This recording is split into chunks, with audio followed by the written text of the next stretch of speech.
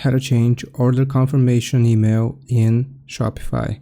First, you will have to log into your Shopify admin. Then from the left hand side, we will click on settings. Now, right here, we will scroll down until you see notifications. Click on notifications and you want to choose customer notifications.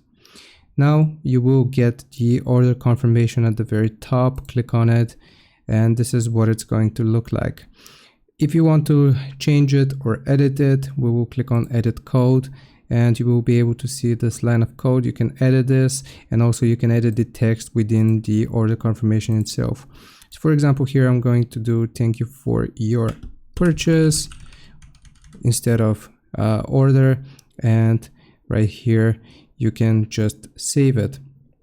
So if you save it, this is going to update it. So I'm going to click on save, and if I close this, now if I go back, this should update or change my Shopify order confirmation. So I'm going to go notifications, customer notifications, order confirmation, and thank you for your purchase, as you can see. So I hope this helps you out. Check out my link for it's an affiliate link. You can get a good deal for Shopify there. Hope this helps. Leave a like and sub. I'll see you next time.